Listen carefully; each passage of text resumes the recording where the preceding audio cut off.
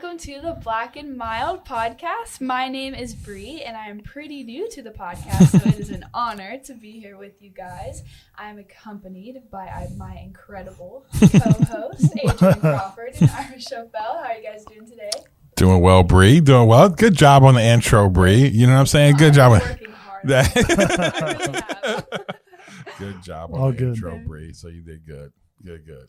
All right. Well, guys, we are super excited to be with you all today. And you guys know what it is. Again, one of my favorite parts of our segment, air it out. This is a segment where we try not to get fired. It's a segment for us to get off our chest what we feel, what's been going on. And so, this is the moment. Okay. This is kind of our own confessional, right? We can just confess what we've been going on, what we're angry about, what we're happy about, whatever. So, man, we're going to start with Mr. Ira Chauffel. Ira, what do you got to air out today, man? I got good vibes, man. I'm coming good vibes, Ira. I love it. Coming off of vacation, had a good time. We went over to Jacksonville Beach, Fernandina Beach, St. Augustine. Nice. Did all that stuff, and what's cool, I'm gonna give a shout out to my kids, which kind of ties into our pod today, because they're finally at the age now where even if they don't really want to do what we want to do, they're kind of going along with it. Nice. Because when you go on vacations, when you got a family, man, especially when they were younger, you could just tell they're just not, if they're not into it, nobody can be into it. It's miserable. You're just dragging it. Yes. We went to, not to put them on blast, but a few years ago we went to New York. And I was like, man, we spent a lot of money on this trip to New York, stayed in Manhattan, did the whole thing, tours of Statue of Liberty, all this stuff. And one of my children, who shall remain nameless, was just a pain in the butt the entire time. Didn't want to be there, just wanted to be on the phone the whole time. And so it was nice, man, to go on vacation and like, hey, we're doing this. And everybody was like, okay, we'll do this. I mean, a little bit. We had a couple of complaints. But anyway, that made the vacation so much better. Nice. So I just want to give a shout out to my kids.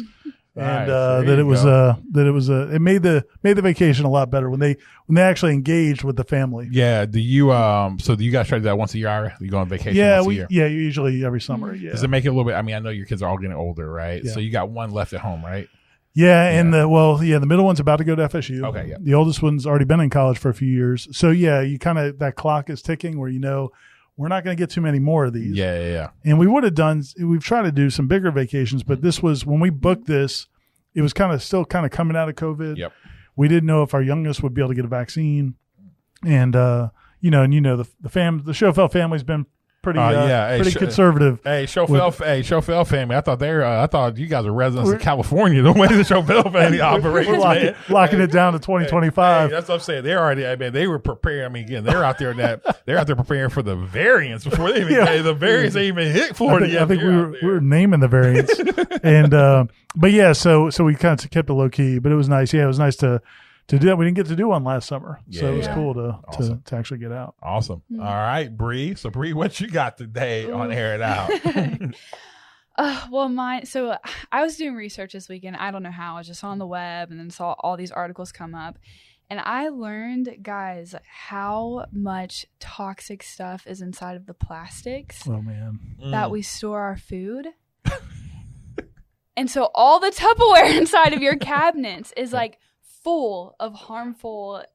I'm just trying to ignore. I've been trying to ignore that, Bri. I've been trying to ignore that for a lot of years now. And the worst part is that I read that almost 60% of the chemicals inside of them haven't even been researched on at all. So there's 60% of it that it's like, well, I don't know, it's kind of toss up. And it only makes it worse that we reheat Tupperware all the time. And so when you do that, the heat makes the chemicals get inside your food. And so I heard that, and now I'm like, do I need to buy everything glass? Like, I'm like, I want to forget about it, but I'm just going to think about it every time But I want to ask you this question. How did you get down the Tupperware rabbit hole? Like it's like kind of going on YouTube, and I get like you jumped on YouTube and you're like, oh, I went down the YouTube rabbit hole. Next thing you know, I started off just watching some basketball pick and roll videos. So next thing you know, I'm learning about, I'm like, man, you're watching a Michael Jackson autopsy. You're like, YouTube rabbit hole can get you there, but like, how did That's you get exactly there? how it started. YouTube. Oh my God. I was on YouTube and I was watching some influencers what I eat in a day, and they're talking about they're very wellness. I go get all my stuff from farmers markets. I get my soap from there. I take glass and fill it up. And like, the reason why I use glass to fill up my soap is because this is what's in plastic. And then I heard that, and I just can't drop it. So I was like, okay, I have to look at everying that's going inside my body now. So we're gonna blame. So it's YouTube influencers, right? Man, that's like I said, I've tried to. Ignorance is bliss, and I've tried to ignore that because we're the family. We've got the plastic cups. Oh, dude. We've got the plastic Tupperware. I had a whole gang of Gordo's cups in the trash can. You know what I'm saying? Hey, Gordo's cups. You know what I'm saying? I can't wait.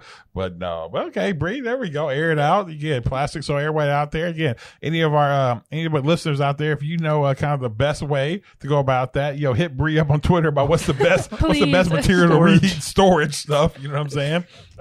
Man, mine is, I think, again, me, since Corey's not here, I'm gonna have to jump on negative vibes today. All right. So my negative vibes are this. And again, it's part of the reason why we started this podcast, but it keeps hitting me over and over again, is the fact that, man, I am getting to a point, I am fully like the old man, like get off my yard, in this sense of like just so angry with everyone. If like when people just constantly talk about problems, but never really offer any like real term solutions, right? Mm-hmm. Like, it is to a point to where, and again, the space that I work in, one of the spaces I work in with diversity, equity, inclusion, one of the biggest things lately, man, I just still see everyone still talking on like problems. I'm like, 2020, listen, if you just don't think there's a systemic racial issue in our country, you're never going to think that after 2020. That's okay. But we keep talking about problems. I'm like, okay, we get it. Now tell me, what are we doing next? And what are you going to do next? Because I just constantly keep hearing all the problems. Man, Washington is this. Man, and I'm like, yes. Okay, so what are we going? My big thing. Okay, and like, tell me what comes after the problem. And okay, so what are we gonna do next? And I've gotten to a point now where like it makes me like, again, and my wife was like, she's like, what is wrong with you? Because it like pisses me off. I'm like, like. It just does not take everybody. Listen, go on the internet. There's plenty of problems. Go listen to anything. You can find out all the information, but then tell me what you're going to do with those problems. And I just am in this place right now where I'm like, I just want to deal with people and work with people who want to solve problems. If you don't want to solve problems, if you don't want to like be able to bring solutions, push people forward in the right direction, then like, what are you doing? Then just don't talk about it. And that's a hard thing, is because some people they feel like you're not validating their concern or something. Like if you don't, just listen to it. Like they just want you to listen to it. And it's like, well, man, because I'm like you. I'm like, okay, what are we going to do? That's it. Mm-hmm. What's the next step? Oh, here's my favorite. No, my favorite is when, and I'm going to say this, my real favorite is when I have white people talk to me about the issues of systemic injustice toward people of color. I'm like, oh, you know what? Or when they want me to see the other side. Mm-hmm. Oh, well, like, because if I talk about, hey, can we talk about just how can we fix these things? I'll talk about real issues. Well, hey, have you listened to this person? And normally it's like some black person who has a certain point of view that they want me to hear. I'm like, dude, I lived on this side. What are you talking about hearing the other side? Like, I literally, like, black people live on this side. We don't need any more research on like what this person says about this viewpoint. It drives me crazy. I'm like, and you just listen to people, and they want you, like you said, they want you to listen to it and don't feel like, man, validate my feelings. And I'm like, yeah, I get it. So tell me then what? What do we do? Oh, you just want to tell me what the problem is? We get it. Yes. Let me tell you this. People of color aren't empowered. Women aren't empowered. There is hatred, bigotry. Yes. Washington sucks. Yes. All the stuff. And it just drives me crazy. Let me tell you this in another part. Corey's boss now, Corey, since he's not, I hear his boss, Ron DeSantis, right? Shout out to our governor. I'm going to give him credit because you know why? This is what guys, again, people may not like Ron DeSantis on certain things. Some things I really like. And here's what I'm talking about solving problems. President Trump's going to do a rally here in Florida. He literally behind the scenes was like, hey, fam, we just had a building collapse. Mm-hmm. Please don't come here. Right. President Trump, or ex-President Trump doing what he does. I'm still going to come. Ron DeSantis didn't show up to the rally. Wow. Now, that's political backlash, you know what I'm saying, for the, the storm the cat, storm the Capitol gang, gonna be like, you're not for the cold, whatever. That's one. Mm-hmm. The other part, though, to him, you know what? He actually sat and I think, if I'm not mistaken, gave credit to Joe Biden saying, hey, thank you so much for like, the stuff you did. And dude, I'm like, that's solving problems. I bring it up, like, that's solving problems. That's being a freaking leader. Like, doing that. So that's what I want. I want to see, again, I'm not, so don't freaking write any reviews about, oh, you love Governor DeSantis. I think he does some good stuff, all right? Don't freaking start doing that. But anyway, I just want some problem solving. But I have a question, what you said earlier. So what do you do, especially if it's someone relatively close to you, you're having a conversation with them, they're telling you all the problems. Do you stop and be like, hey, what do you say? Hey, what are you going to do about it? No, it depends on where they're at. Depends on who they are. And what I mean by that is if there's somebody who's a constant complainer. And how many times you've heard this complaint? And have they done any action? Because here's my point. I'm all for people. Listen, matter of fact, you can complain all you want to if you got action to back that up too. Or if you're trying to do something. I have no problem. But if all you ever do, I'm fully doing that with people. When they keep coming, I'm like, okay, that's great. Yeah. Now what? So now what do we do? Like, how are we going to get there? Because that doesn't show any level of movement, resilience, any level of making real impact and change when all you do is. So I'll stop people. Like, no, I do it with my kids all the time. Like, like one of my daughters, she'll like complain like, oh, da, da, da. I'm like, okay, and I'll listen to her. You got daughters, I already know. It's probably going to our pod. Like, okay, let me listen to the thing. Da, da, da. But then I go to, okay, so now what are we going to do? So after I've heard this now like 5 times, so now what are you going to do?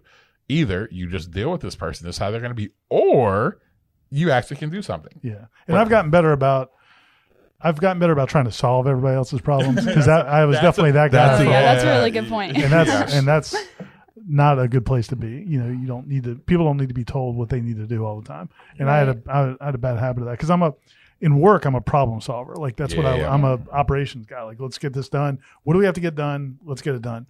But, I've learned I can't do that with people. But you can do what Adrian said. Like, okay, ask them. Yep. Well, what are we going to do? Tell them what you're going to do. Right. Because everyone has, like I said, everybody wants to have if you're going to talk about a problem, then, like, man, at some point, especially if you're constantly, if you bring it up, okay, cool, it happened, whatever. But when you're constantly bringing the same thing up, at some point, man, you have to say, okay, I'm going to do something. But then here's the thing, well, what can I really do? I'm like, oh, you can take a step. I'm like, yeah, are you going to change what? Which goes back to my number one thing. Everybody wants to change the world. Nobody wants to change the world around them. Listen, yes, we can't change Washington. Everybody stop worrying about Washington. Stop worrying about, you know what, man, start changing your community. Start changing your home.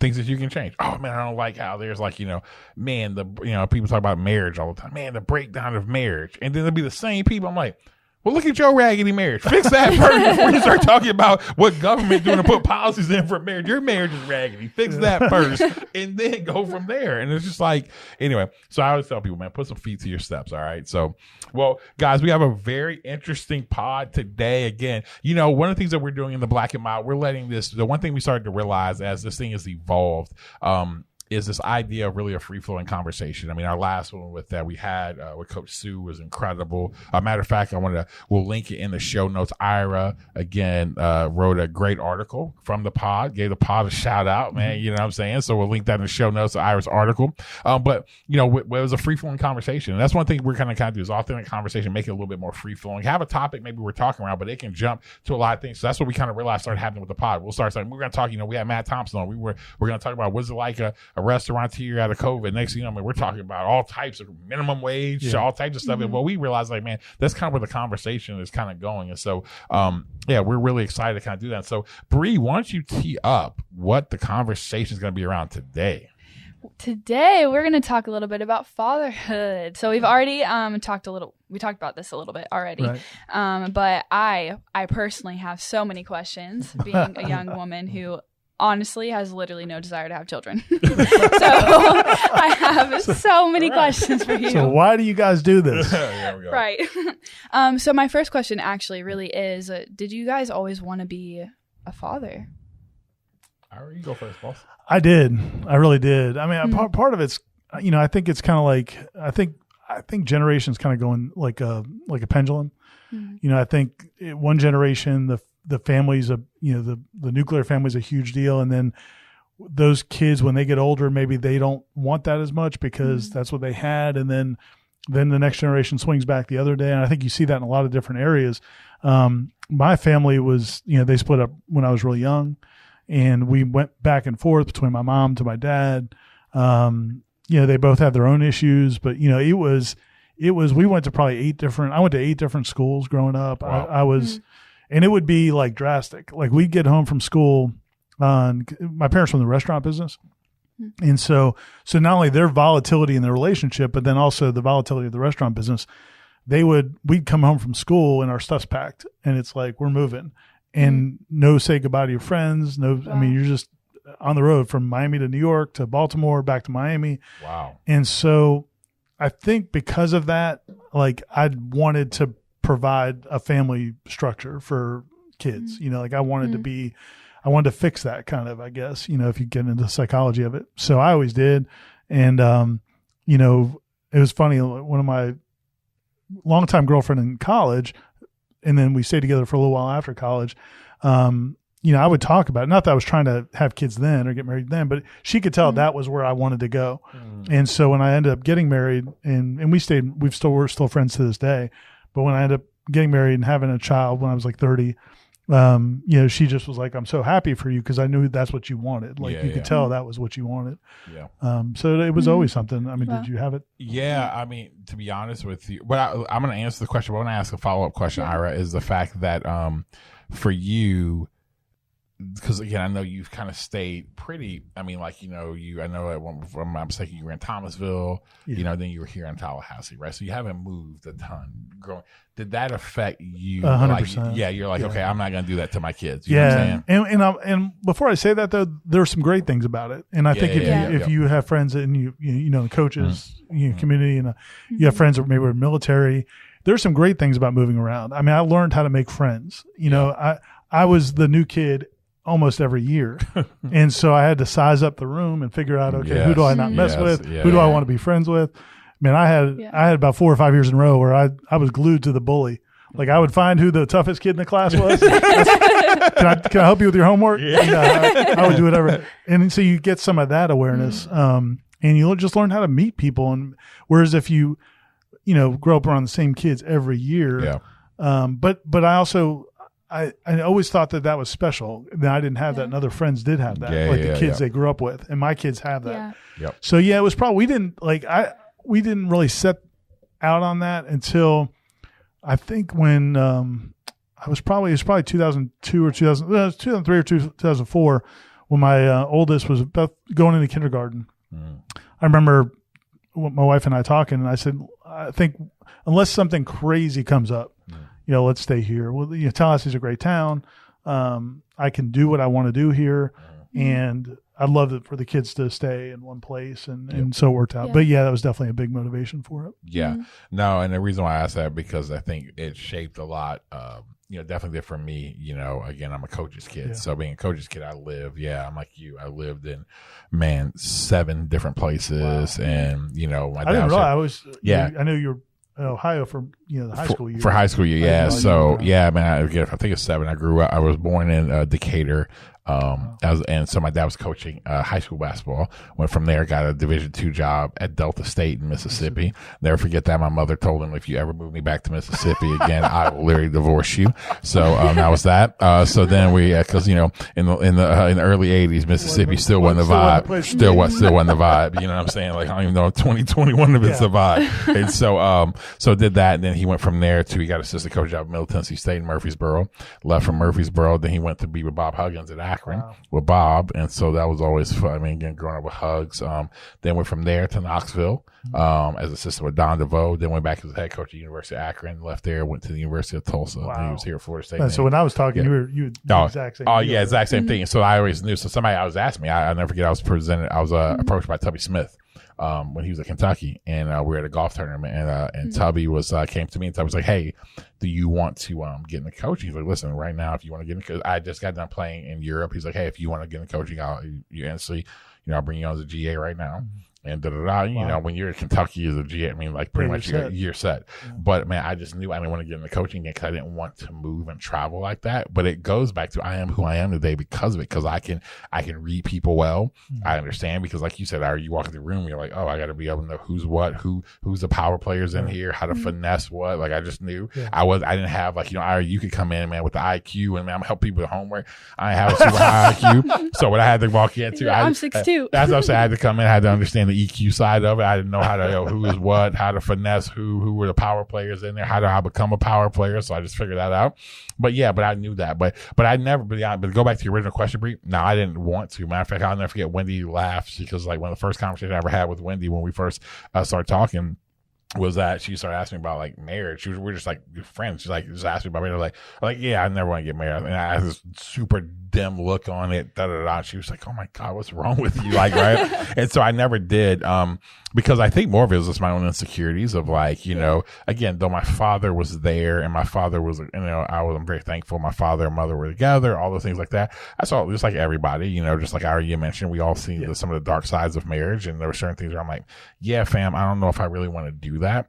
And at that point in time, I didn't understand, you know, my own lifestyle even then, you know what I mean? Because this is pre me, you know, actually being a Jesus follower. And so the realizing and understanding like marriage and the covenant of marriage and the importance of marriage, I just was like, because I was pretty wild. So I was like, yeah, I don't want to bring kids into me being wild because I didn't think that was ever going to stop. So, but then, you know, my perspective changed, you know what I'm saying? And then especially when you find somebody you actually want to do life with, you're like, oh. And then, so now, you know, you have, you know, so then from there, we know we have 3, and it was kind of, I never thought it would be the case, but. Did she definitely want kids? She did. Yeah. Wendy wanted kids, but she didn't want but it was kind of like, hey, you know, we kind of do 2 and I kind of didn't want to have like, hey, I push for the 3rd one, you know what I'm saying? And I'll never forget, we had our 3rd one. And normally after the first one, you know, she's holding the baby, and then, you know, within a day, she's like, oh man, you know, I could do this again. With our Brooklyn. I'm like, oh yeah, I can do this. We got our 3rd. I'll never forget Peyton. She literally, I'll never forget this. She literally looked at me as soon as they delivered Peyton. She was like, please understand this will never happen again. Like, I mean, it's like, she's like still like, you know, cause she had a C-section. They're still there. She's on the table, and literally she's like, this is never happening again. I'm like, so I knew, I was like, all right, I like, got it. Like, cool. So yeah. What, is it just you don't want to be tied down, or why do you think that's something you don't want to do? I think, I was going to talk about this as well. I think there's the shift in culture is that within the older generation, a lot of you're growing up, it's like, oh, I just want to get married. I just want to have a family. It's like, it was a sense of security. And I think what's shifted is that as younger people are more self-aware, so they're more aware of the pain, how families can impact you, and so I think you're just overall more aware of the responsibility. It's like when I think about having kids, I was telling him about this yesterday. No kid's the same, and every year there's different challenges because of how development works. So everything is just so uncertain, and there's such a level of responsibility that you have to carry taking care of kids. So I want to. It's not that I don't want to have kids; it's that I'm really, really aware of the weight and the responsibility that it carries. Are you seeing that a lot with young people? Yeah, I do. I see that. I think a couple things. I think one, there is it's both and in this sense, I think they're becoming more aware. I think they're understanding the cost of it. I think they're seeing the you know, hey, just us being, you know, our generation grew up, I were like, oh man, like our parents, man, they were miserable, right? I mean, you know, your parents end up getting divorced, but normally what would sometimes have people that they just stuck it out. They were like freaking all, you know, they were miserable together, you know. And then, you know, our generation, we have that Gen X, we kind of have that a little bit. Okay, you got to stick. This generation is seeing, they're like, man, I see the pain of that. But the other thing that I think is a negative for this generation too is, dude, honestly, and this touches on a bunch of different topics, so this is about to open up a can of worms, man, is the fact, especially for dudes, man, it's like dudes just aren't like, the development and taking responsibility is being pushed back more and more. Like, you know what I'm saying? Like people before, it's like, man, people are in their, like, you know, in the 80s, 70s, 80s, people are in their early 20s, right? I was married when I was 22, 23, right?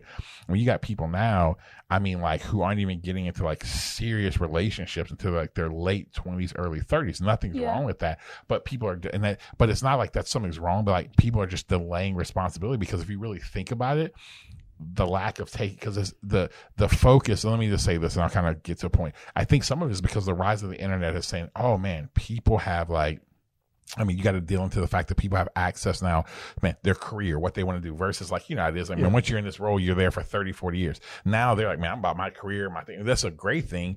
But then they have that. But then also the rise of social media apps, right? Like Tinder and things like that. Because literally I've done a lot of research on it. Like the rise of dating apps is the second biggest shift in mating in the evolution of humanity is with the rise of apps, because now what it was, there's always, relationship is about survival, right? It was about people. Now it's literally have turned to full like pleasure.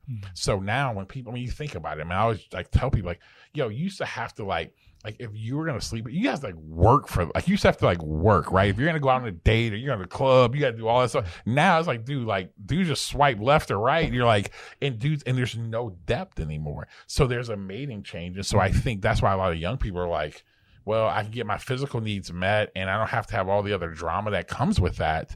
And I think that what people don't realize on in here, I think people don't realize how important actually marriage is, into like, and I love to hear speak to Iris of how it grows you up as a human.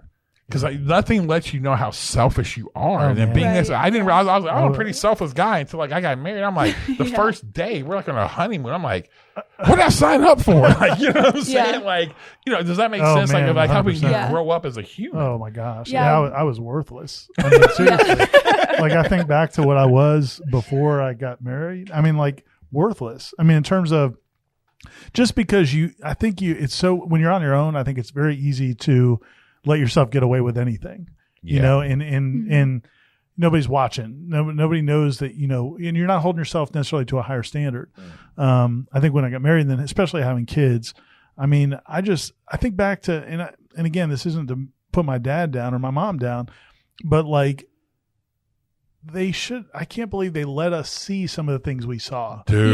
Dude, the fact that I'm like a little kid, man, I'm like, and then like my parents would get frustrated, like, well, why are you crying at night? I'm like, could you let me watch like freaking Texas Chainsaw Massacre 4? Like, you know what I'm saying? Leatherface over there shaking the chainsaw. And I'm like thinking he's about to come in the house. Like, yeah, dude. Yeah. Or like crazy stuff. Dude, like I'm going to hear you. Like even like physically, like sexually seeing stuff. I'm like, why was I allowed? Yeah. Like, listen, why was I allowed to have full cable HBO, like Cinemax? We literally call Cinemax Skinemax. I used to have Skinemax. Like, I mean, all those things in my room at like 10.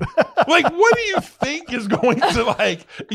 Yes, I keep going there because it was wild. And that's what. And the parents, that generation, I think they were more consumed with themselves.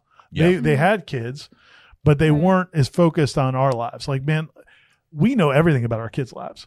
You know every event that they're going to. You're there. You're at their Little League games. Man, my parents didn't come to my Little League games. They didn't come to shows. And I'm not like whining about that. Mm-hmm. It's just the way it was. The parents of the baby boomer generation, whatever it was, it wasn't their focus. So, we were latchkey kids, and we went and just did whatever we wanted to do all the time. Yep. I would get on city buses when I was a little kid and just cruise around town. We'd go watch like R-rated movies and sneak into movies and stuff. And so because of that, I think, you were exposed to so many things. And I think like it just made me want to. And so when I had kids, like I never wanted, I'm not saying like I wanted to be overprotective, but like I wanted to, I didn't want them to think less of me. Like I didn't want them to, I wouldn't do things that I might have done before, like, and I'm trying to think of examples, but like, I wanted to have good credit. I wanted to, make sure all my bills were paid. I wanted to make sure that I had, everything was solid and set. Mm-hmm. Before that, when I was a kid, when I was in 20s, I'm like, it's like, I would get a bill and I'd be like, yeah, okay, I'll pay that at some point. And I just, not because it wasn't important to me. And so that was one of the big things with me, was just with having kids and settling down, was like, I wanted to be somebody they could look up to. Mm-hmm. Is okay, this is how you're supposed to live. And before that, I didn't have that need. Bri, I want to ask you this question because I think, I think you're spot on, because it's, first of all, like, yes, it's like we grew up and it was like you got a lot of room, a lot of freedom. But also it was like, man, I mean, you wanted to, we know so much. And so there's the other side of that where, you have people, helicopter parents, all that stuff like that. And so it's that tension, right? Of like disconnecting versus that. Mm-hmm. Bri, your generation kind of coming up, you were raised again in a generation now being in Gen Z. Let me ask this question. And again, this is not speaking towards your parents, but like, what were the pros and the cons? Like, what have you seen? Because then we're saying this, like, and we're like raising our kids. You're actually living in it. You know what I'm saying? Yeah. You have kids. I mean, again, not too far off from you're a little bit older than my kids, but you're close in age, probably almost close to Ira's oldest daughter. And so, like, what is it like? Like as growing up in this generation, kind of like, what is were that you like? were your friend? I assume and again, I don't know your family, but like other families, were the parents always kind of present? Because like they were not when we were kids. Like it was rare when I was a kid. Anyway, it was rare for present. Like if you were at school, you never saw anybody's parents.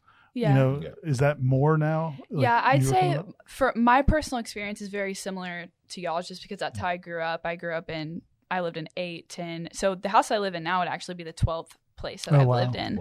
Wow. So I have a very similar experience as you guys. But what I look at when I look at the people who are my age and the people that I'm with, parents are way, way more present. Mm-hmm. And in same ways, it just pushes you to do the same things. You just hide more. So you're talking about in your room at 10 p.m. watching stuff you shouldn't be watching. Well, those kids are still doing the same thing. They're just more, sorry guys, they're finding their own kids. access. No, that's probably more because they got phones. And exactly. And they and got more access. they got more access to crazier stuff. Yeah. So you just are more likely to hide all of those things. Yeah. So let me ask you this. So do you think that, as someone, has it allowed you, when parents hovering and things like that, do you think it prepared you, didn't prepare you? I know your situation is a little bit different. Do you think it's prepared you more? Like what's the pros and the cons of it? I think it depends on the intention and heart of the parent.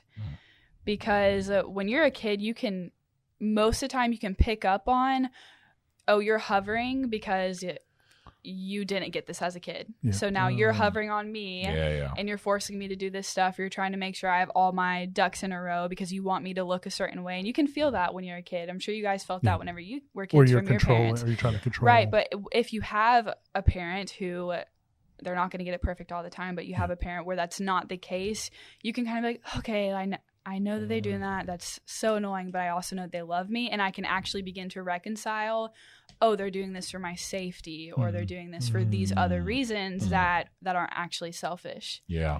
I think, because that poses another question, because I think, Ira, if you could go back on it, right, with your own kids,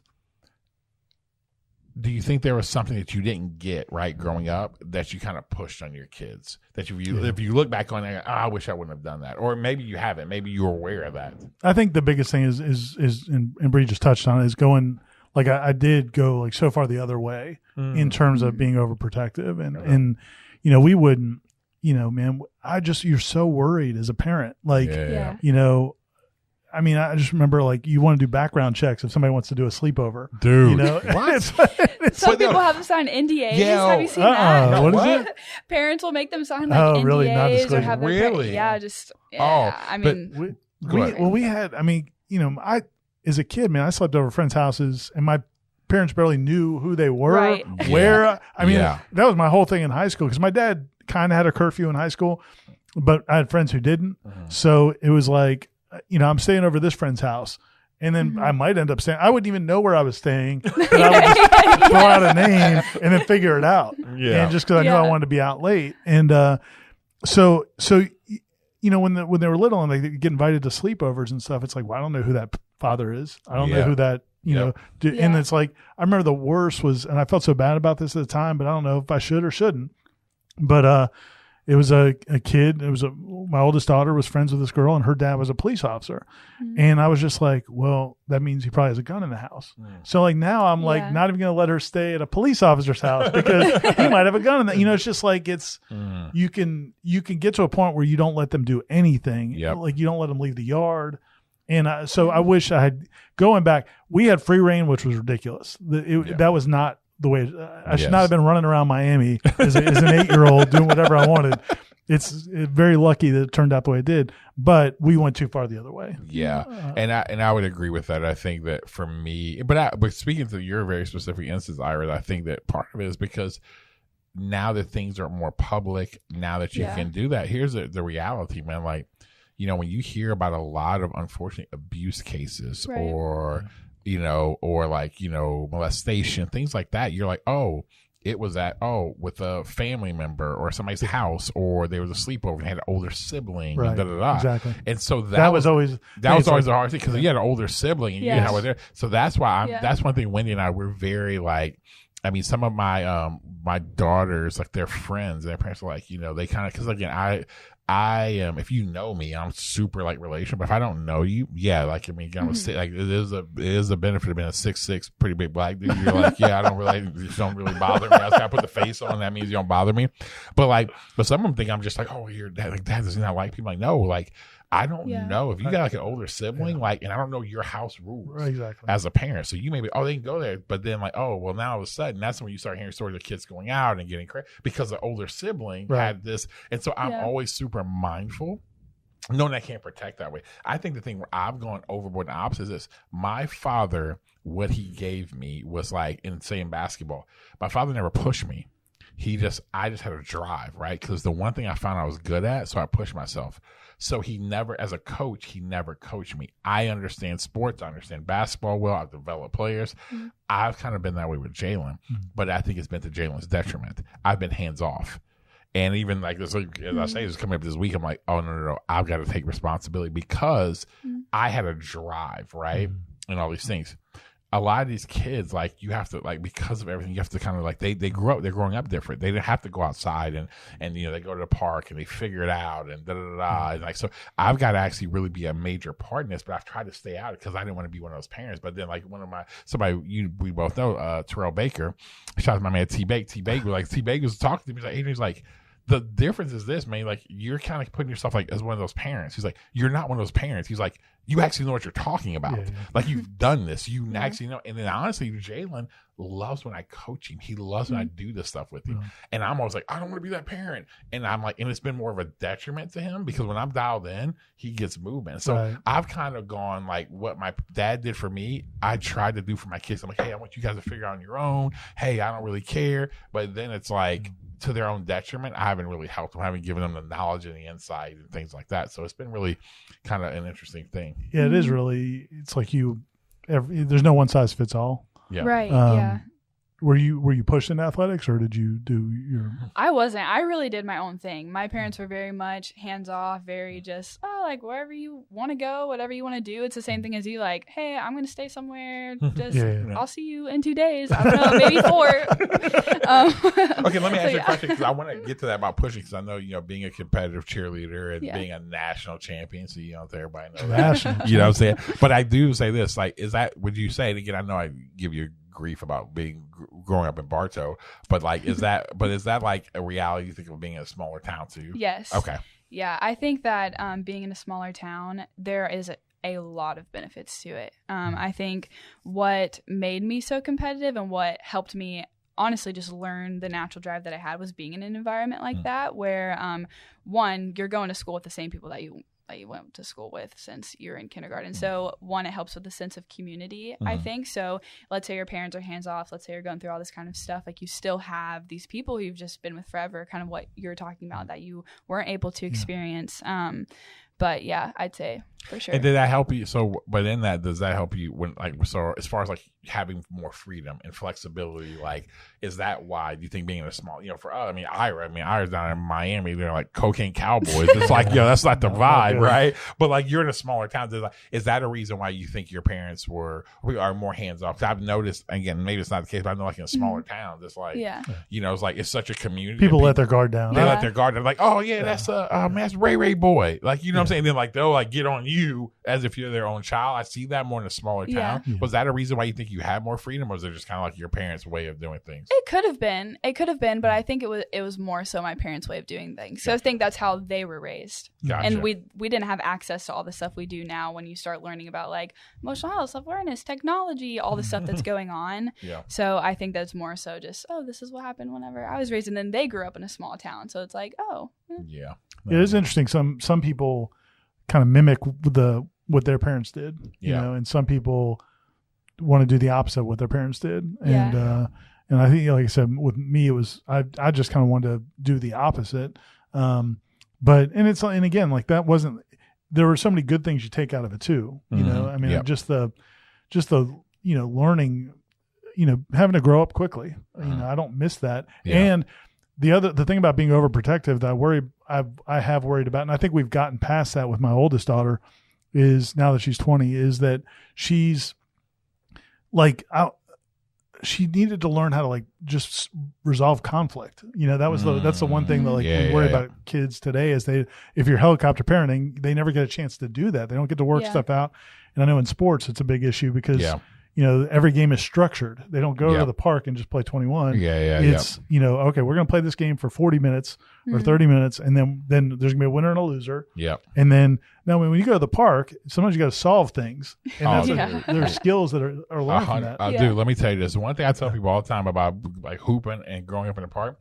Oh, it taught you this. And this is one of the things, like, so funny is that I even think about this because this morning, like, I'm being more hands-on with Jalen. Like, I literally was in the gym with him today, right? So we do like these like 20, I get it from, our boys CYs. They have like these 20-minute hit workouts, right? They're fast. We get to it. But, dude, I like busted him today because I'm like, yo, I looked at because this is what you, going back to learn from the park. I was like, yo, homeboy, I was like, listen, you don't get credit for trying.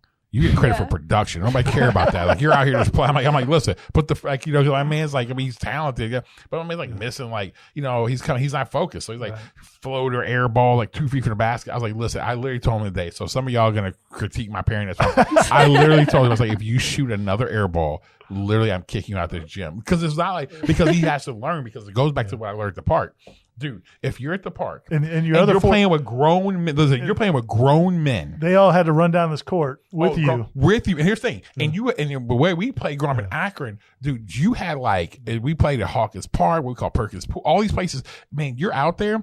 The next run, you're 4 down. You want to play for 4 games. Let me tell you this. If you're the youngest dude out there and you shoot a 3, you better make it, or you about to have grown men cussing you out. Hey, little man, I'm gonna F you up. You shoot the ball again. Like, that does something to you at like 13 years old when you got a grown man like who literally probably just got done doing a bid in prison say that to you, right? But you know what it teaches you to do? If I'm gonna let this ball go, I'm gonna put this ball in the basket, right? Or it also lets you understand, like, oh, it made you become self-aware. Oh, I'm good at this. So listen, for me, I knew what I could do well. I mean, I could pass well. I could find people. So I played my game really well, and dudes love playing with me. But I figured out how to fit in because I had to learn. And a lot of times in life, you had to, like you say, solve conflict. I had to learn how to be how can I stay on the floor? How can I help this team? How can I do whatever? And I think sometimes they don't get that. They don't learn. And so I think, kind of going that, Bri, like, would you say that's true? Like, because we're saying this is older, but like, do you feel like your generation like doesn't learn how to solve problems because everything's always done for them, or people are always stepping in for them?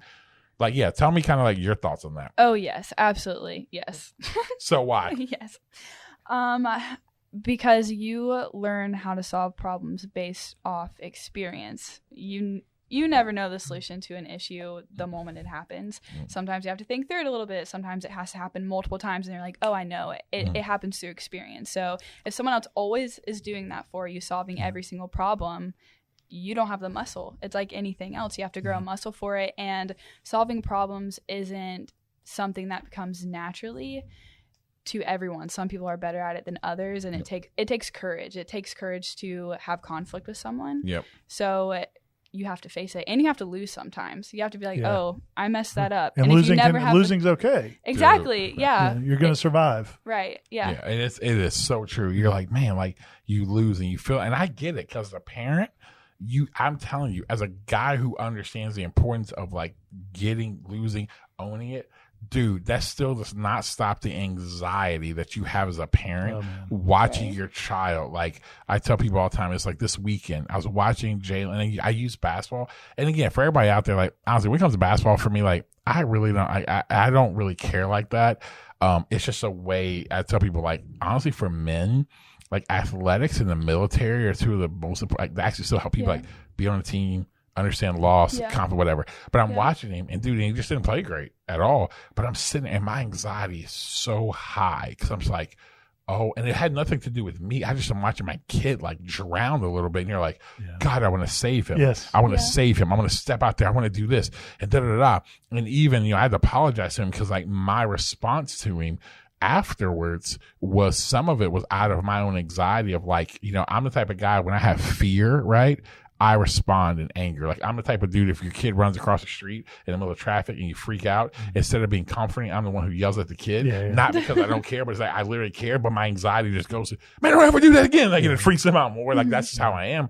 But it's hard to watch your kids, and it's hard not to parent them out of your anxiety. I think I asked you that question, Ira, like, what's been probably the biggest thing as a parent that you've had as a father that you've had to, like, be very cautious that you didn't parent out of? You know, a fear. Is there anything that's there for you? Yeah, no, we definitely have. And I had that all the time in basketball. It's funny, your tweet yesterday, you retweeted somebody yesterday about AAU basketball. Dude, AAU basketball, man. This guy tweeted, he said AAU basketball is a trip. You could win a game by 10 points, go have Wendy's for lunch, come back and find out you're playing in the next round. You're playing some NBA All-Star team. Lose by 45. Dude, and question everything about basketball. Listen, that's a real story. Listen, everybody, that's a real story. I'll never forget this. We play a tournament, and I was telling my friend this. Like, that tweet, why it hit so deep for people, because it's real. We were playing an AAU tournament in Cleveland. We play, we win. We literally went to McDonald's and ate. In our next game, I was bumped up against Robert Tractor Trailer and Kevin Garnett. I was against Kevin Garnett, one of the greatest to ever do it. We're bumped up. I was getting out of McDonald's, getting out eating a quarter pounder. Kevin Garnett feeling good after feeling that good. Kevin Garnett comes at 7 feet, and I looked. I was like this. I was like, oh yeah, he's real different. You know. And then, like they said, I walked away. I'm like, man, we got beat by like 30. I went back. We were pretty talented. We got beat by 30. I was driving home like, man, I don't know if basketball's for me. Like you start questioning your whole existence. Yeah. But when Alexa was playing, man, we went to this tournament in Jacksonville, and it was a team that they couldn't get the ball past half court. Her team could not get the ball past half court, and this team was not about to stop pressing. Like they were, we're going to get the ball every time you come to half court. We're going to take it, and we're going to. And watching that as a parent is hard, man. Dude. It's like watching somebody beat up your kid. Yeah. And that, you know, I remember the first time like things like that would happen. Like, you know, kids would like start pushing or shoving, even, you know, girls. Like as an adult, you want to like go grab that other kid, which you can't do. Yeah. But that's, so you got to wrestle with that. But yeah, those were always tough. The other thing, I think a couple times academically, where my oldest is really smart, but she would let things go to the last minute and get behind, and then you kind of that dicey, is the teacher going to take it? Are they not going to take it? Am I going to, you know, and it's like at some point you come to the realization, man, they need to have something go wrong, you know? They need something to go. We want to protect them so badly, nothing ever is going to hurt them, but you know, sometimes they need that. And I think that those are growing experiences for them, and it's for you too as a parent. Absolutely. It's tough. I think it's one of those situations where, you get in there and you actually like, you know, you got to let them fail. And that's one of the things. I think for me, what makes it hard, I think if I have to parent out of anything, it's the fact of like, I am, you know, I tell people you respond to fight or flight and things, right? So a lot of times what I do, I can respond. There's certain things I respond in fight, other things in flight, right? So it's always hard to make sure you're managing the right things, because it's interesting, man. My daughters, it's crazy for me. My daughters are a lot easier for me than they are for Wendy. Jalen's a lot harder for me, you know? And I think it's because there's a lot of similarities, you know what I mean? Like Brooklyn is, my middle is just like Wendy. So I get Brooklyn, right? I mean, she works like her mom. She's super focused, but she's like emotionally wired like me. So I get her. So she doesn't really like she drives Wendy mad, like, you know, like, cause it's like one of my mentors once told me, he's like, yeah, most of your life's gonna be, once she hits like 8th grade, it's pretty much just like is being the peacemaker between like those two. You know what I'm saying? And but it's because they're so alike. And it's like when Wendy and Brooklyn, they're like the best of friends. But then when they're like, because she doesn't see this, but Brooklyn, I get her. Like, it doesn't really bother me. I was like, you know, whatever. But I also can go to like flight, where I'm just like, you know, you just kind of back up, you know, because my family, you know, kind of family of origin stuff, man, like it was always the elephant in the room. No one wanted to address the elephant in the room in my family. So it's very easy for me to not want to address the elephant in the room. So I literally have to be very proactive in addressing the elephant in the room, because if I don't do that, that's where things went really crazy in my life. No one would address, like, stuff is so obvious, but everybody's like kind of looking. I'm like, yo, dude, I would tell people, man, the elephant in the room. I'm like, yeah. Sit in a room with the elephant for days, and the elephant ain't ate. At some point, somebody's dying, and it ain't gonna be the elephant. Well, the tough thing I've had to work through, and I'd be curious Bri's perspective from the other side of it also is if my wife and one of the kids start arguing, like I'm not afraid of conflict, especially if it's mine. Yeah. But I don't like conflict when it's just going around in circles. Like, yeah, my wife has made a point, the kids made their point, the wife has made her point, the kids made their point, and now we're just kind of going back and forth. And so now I feel like, okay, I'm going to just solve this. Yeah. Like, I'm going to get involved and be like, okay, this is why I agree with, they're right on this. And I'll tell my wife, they're right. Well, now she's ticked because I've taken their side. And it's like, I'm not trying to take their side. I'm not trying to undermine you. I can't go back and forth over the same thing 20 times. Back to the point you made earlier, like, let's solve it or move on. I can't just listen to, but I did this, but you said this, but you didn't clean your room, but you didn't do, it's just like, man, just let's move on. Yeah, it's really true. That is a very, but I don't know, is a kid, and I don't remember, it's so far back ago, like, is it better to let some of that happen? Maybe, I don't know. Like, I don't know. Like, I don't know if it's the right thing to do. Yeah. Certainly not my wife's opinion. I think, they're girls. Yeah. With their mom. Sometimes I think you just gotta let that one ride out. Yeah. I think it's very circumstantial, and if it's a pattern that's happening over and over, and it's like, okay, this is getting to a point where we have to address this. But whenever it's just like the every now and then we're going at it, I think it's just a girl thing, especially with your mom. Like, I'm the same with my mom, where I'm like, oh my gosh, and it's the same with Brooklyn and Wendy. Yeah. I think sometimes you just gotta let it happen. And what's funny is that as they get older, you start to get in those circumstances where, like, I don't know, like, they were kind of right. Like, sometimes when Brooklyn's heated, it's like, Brooklyn, like, she's not right. She's not right. And so I'm like, she's like, but it was just this way. I'm like, yes. I was like, but you cannot be like, because Brooklyn is like a fighter. So, like, when, like, I mean, literally her name, like, her literal name means to break out and to defend. Dude, she is like, when she is like, right, like, she feels like she's right, like, I mean, it doesn't matter. She's going down with the ship. Right. And she will fight you. And then she's like, no, this is wrong. And then she'll tell you, no, you're wrong. Like, her friends, like, sometimes she wants her friends to respond like ways. I'm like, dude, they're 13. Chill out. You want them to respond like a 30-year-old. Like, no, they're not going to respond that way. But yeah, sometimes you got to let it go. Sometimes I'm like, nope, she was right about that. Because sometimes I'm like, oh yeah, no, I can know. Like, mom does this. But so it's like that balance where you're like, you want your kids to validate what they feel and then see where they see truth. But also you always want to have your spouse's back. Right. So one of the things I try to do, at least in those situations, is like, nope, I can see where you're coming from. But then what I'll do is go behind with Wendy and say, hey, she's right about this because you do this. You don't realize it. And then that usually leads to, like, that always, it does. It's better than doing it in front of them. Yeah. But it's hard though, because when the kids are kind of going back and forth, because you want them not, because it's like the coach, right? When, like, a player says something, and and a coach just kind of dismisses them because, well, players aren't going to tell us. They're like, well, then you lose credibility as a coach or a leader when something's obvious and you just don't admit it. It's like sometimes the humility. I mean, like, it's hard for me. One of the things I've tried to do as a parent, like I had to do this weekend, when I'm frustrated with my kids and I say something out of place, out of frustration, anger, whatever, I try to go back and apologize if I know I did it out of this. I'm like, hey, and I think that was something I didn't grow up with. We're like, oh, man, my bad. I did this. Like, oh, your parents were like, no, you're right. It doesn't matter. I'm like, no. And then you get older, you're like,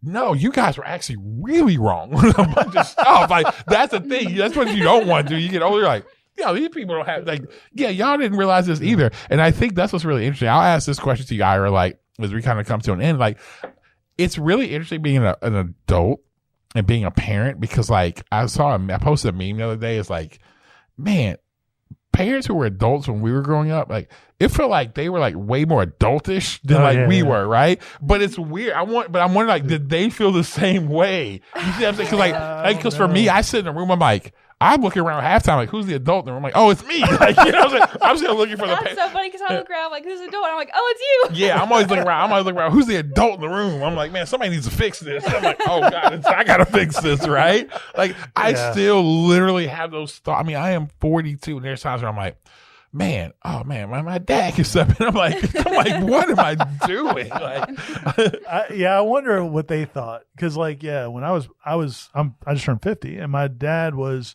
40 when I was born.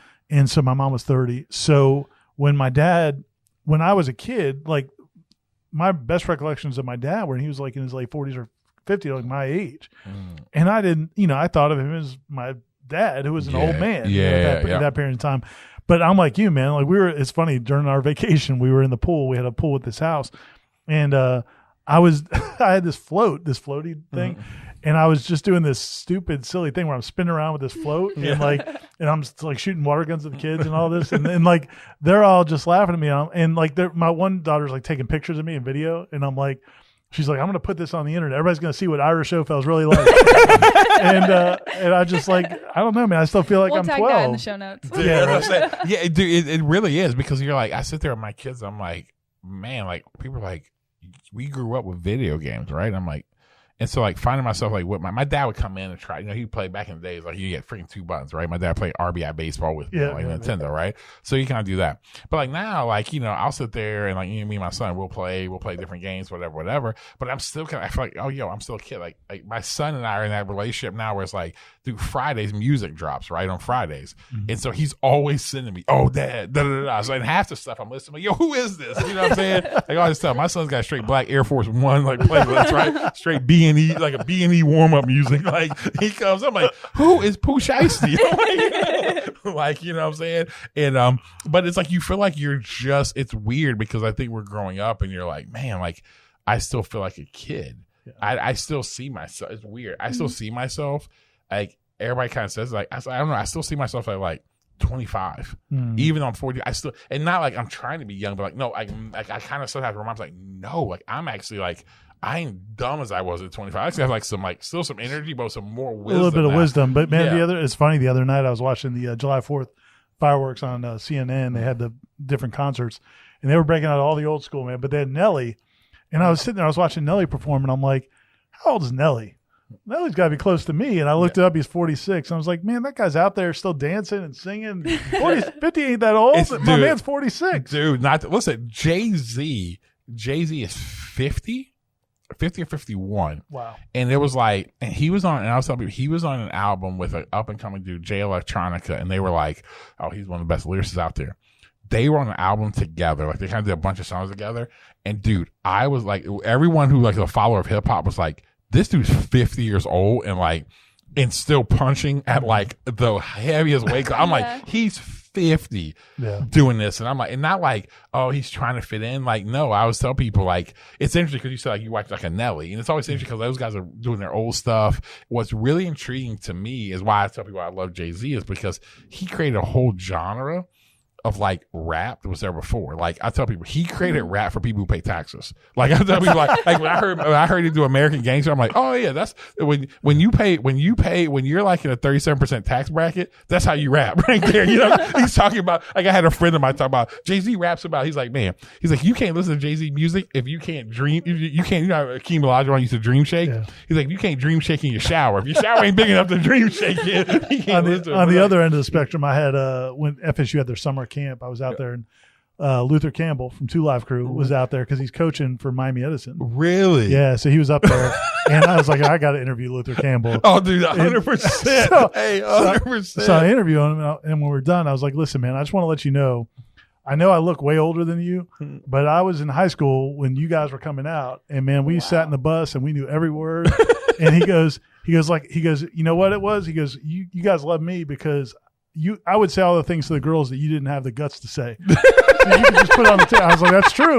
That's true, but it's so true, dude. I'll never forget. And I know we had to come closer. We're dating ourselves with this, but man, I'll never forget when 2 Live Crew came out. Man. 2 Live Crew was the album. Listen, my parents gave me a lot of room, but 2 Live Crew that was definitely the cassette tape. I'm like, yeah, like that's got to be hidden. Like, you know what I'm saying? Like that and Too Short. Like that to be hidden because I would listen to 2 Live Crew and I'll tell you this. I'll end on here. You talk about one of the most embarrassing moments of my life, right? I'm literally listening to 2 Live Crew with my headphones on one day, not realizing adults were around, and I'm literally rapping the lyrics out loud, and they were like, And they're like, my friends, like all of a sudden, no one told me. My friends, I had my headphones on, had the freaking back in the day, the Walkman. I had the had the 2 Live Crew tape in there. Too, and I'm talking about rapping them lyrics hard too. Let's just say that didn't go well when I went home because of that. And so I have no idea how that had to do with fatherhood, but there we go. Yeah, that's a good question. But as we come to a close, Ira, do you have like a golden rule that you have? Again, do you have a golden rule like at your house? Like, man, this is one of the things. Like, man, this is just for us. It sounds vanilla, but the biggest thing to me is lying. And I'm not saying I've never lied in my life, and I'm not saying I never will lie in my life. But I can't get past it. I mean, and that's where, and that's what I've told, my youngest had a real problem with it. And you could, before you even got out the allegation, you were getting a lie about it. And I wasn't even born yet. I don't know what you're talking about. And I was like, wait a minute. And so a lot of conversations when she was younger about, your word means something. And you don't want people to question everything you tell them. You don't want people, and again, when I was a kid, like I lied to get out of things, and so it's not like I was better than that. But that's to me the big thing. And I also feel like when somebody lies to you, it's a disrespect. That they feel like they're getting over on you, that you're not. That's the one thing that I've always really kind of not come down hard on them about, but just that's when we have the most serious conversations is, look, man, you just got to come clean.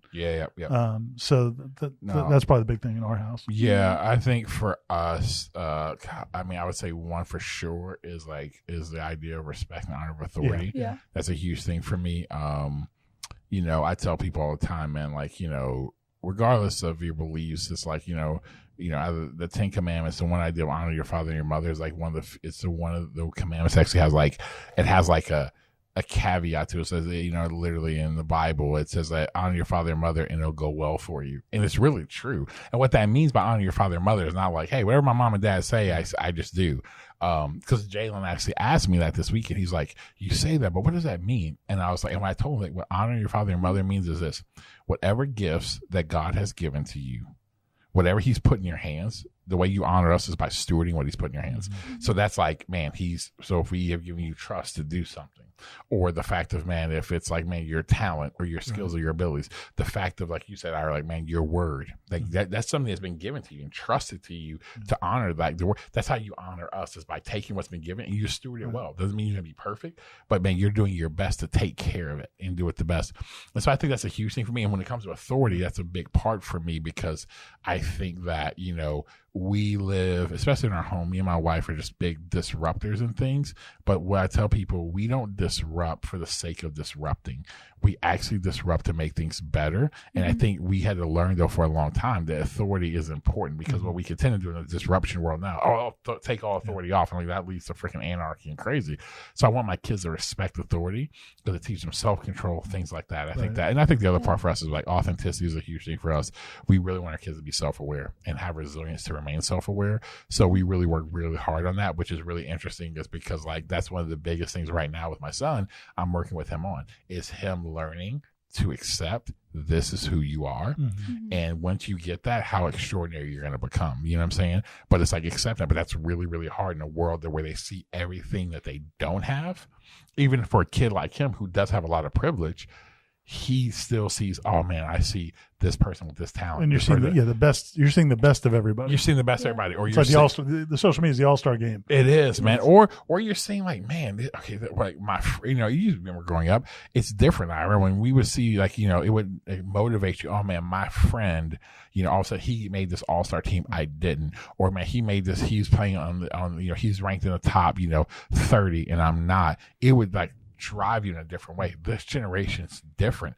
It doesn't, most of them, it doesn't be like, oh, no, I'm coming for them. They don't think that way. They're not like that. So it's really interesting, because it's like, oh, now how do I actually help him? Because that's all I knew. When I saw that, I was like, oh, it was this thing. No, I got to be this. For them, they go to flight. A lot of them go to flight. They go to like, I don't. Like, it's so funny, man. Like you're saying that when my oldest was in middle school, and she was like playing like clarinet. And they would have the challenge, like whoever the teacher would seat everybody, and she was first chair, and this girl kept challenging her, and she kept winning. But when another girl finally came along and beat her, she never challenged that girl. Like she was the first chair for the longest time and beating everybody else. But finally, this girl came up and beat her one time, and she did. I was like, "Why wouldn't you challenge her back?" Yeah, and she just and that's where. And I think, and I would probably want to ask you that question because Bri, I know you're different because you grew up in such a competitive environment. Yeah. But do you have any insight to like why that is? Because I'm really curious because like I see it more than not of kids. Like some kids have it, some kids like they're, but like overall though. They really don't. They kind of like some of them can blame others or they go into this like self-deprecating, depressive state that it goes to flight. They don't fight. And I'm like, how? Because I think the more I can understand why or if that is happening, then how you actually can help them because it's different. Yeah. We grew up in such a world where like, it's just our parents, no, you figured out that it was just different. Now it's completely different. So I don't know. Have you seen that or like, or do you know why that is? Mm-hmm. I don't know why, but it does make me think a lot about the helicopter parenting. Because if they've never had to fight for something, why would they? Why would they have that natural drive? And then also whenever I think the helicopter parenting speaks to a lot of times there's more abundance of resources. So likely you guys were thinking, I want to get to this place because I have to get out of something. I need to have this financial sustainability. I need to have this like backing behind my name. And I definitely think that in ways that has kind of shifted, especially if to them winning looks like having more followers on Instagram. It doesn't look like being good at the clarinet, right, or being the best in my class as a clarinet. I don't have the answer, but that is what it makes me think of. Really? Yeah, that makes sense. Yeah, and I think that's where that's part of it. I think when you start realizing, I always joke with people. I'm like, yeah, and he's like, there's only a certain level of toughness. Like right now, like I grew up middle class, but I still was like went to a public school. I was in a place of where my school was super diverse, huge school. I had to learn to fight. I mean, I had to learn a bunch of stuff, even though my dad was like head basketball coach. But like I still had to like learn a whole bunch of stuff. Like I had to learn, and I realized like, man, like my son walks out the back of the house and like to a gym. I'm like, yeah, there's only there's only so much toughness you're gonna have, right? Like yeah. Well, and the other part of it though is that, and to touch on what Bri was saying too, is in the 70s and 80s, when I was growing up, I was older than you, but like.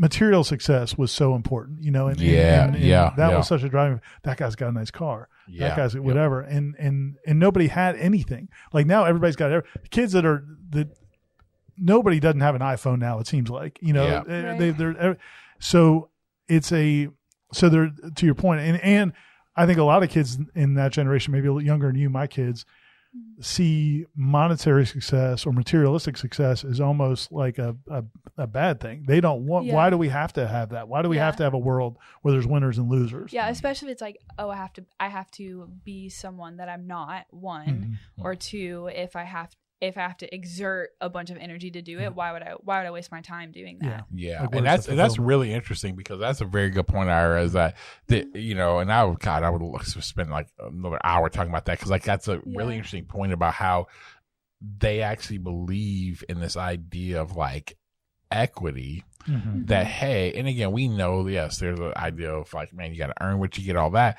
but there is a good part of that. But then on the other side is what you're saying, like the idea of them learning to fight through like, oh no, like, man, why do people have to do that? Why, because and I say that to say like, it's both and like, I mean, they can see the realities in the world, like, man, seeing things exploited, right?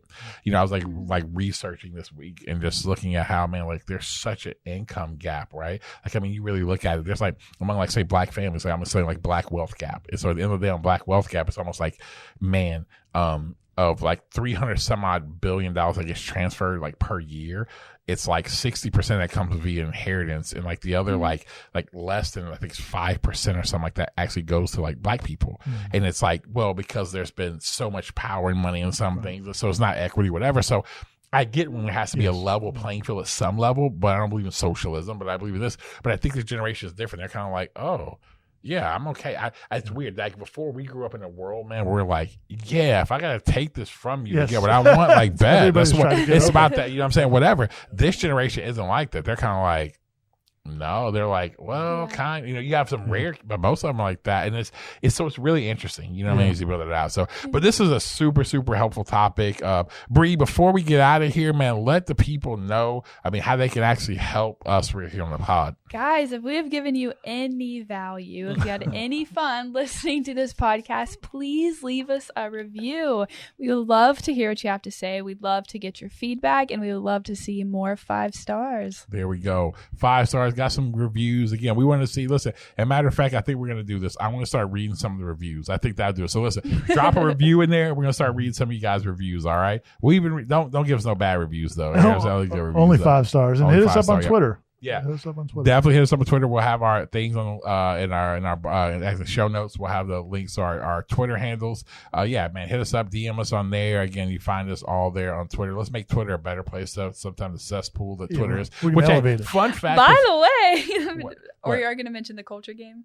What culture game? What are you gonna say? The game we're playing. Oh yeah, Twitter? dude. I thought you were gonna say we'll get to that. We played a game. It's called. They have a whole game called Culture Tags, and they have one called Black Twitters on there. It's amazing. And freaking Bri over here, like we were like pulling them off. She's like calling all Black Twitter. I'm like, what the heck? It's unbelievable. But no, what I will say is this: interesting fun fact as we come to a close that only 7% of Americans are on Twitter. Oh yeah. It is very. That's why it is love it so much better. It is so overvalued by the people that are on it than the rest of the world. The rest of the world thinks the people that are on Twitter think everybody's on Twitter. They do. Wow. And they do. 7%. I thought that, yeah. And everybody's like, oh man, Twitter is this. I'm like, dude, it is literally, you know what it is? It's like Twitter is a great example of our world where it's like you have 7% of people so less than probably 8% of the 7%, right? Like if you broke down the 7% to 100, maybe 5% of that 7% or whatever, those people are like the extremists, right, on each side. And most of us, like the rest of America, we're like, yeah, man, I just want to come on Twitter and laugh, follow some funny people, get some good articles, and then for some reason, though, I got the psychopaths that like come across my thing, as soon as something happens, man, if you're celebrating Juneteenth, you better be celebrating 4th of July. I'm like, all right, Randy, with your eagle, Abby in there, make America great again. I'm like, dude, why? Just like, But anyway, guys, until next time, we'll be back with you soon on Black and Mild.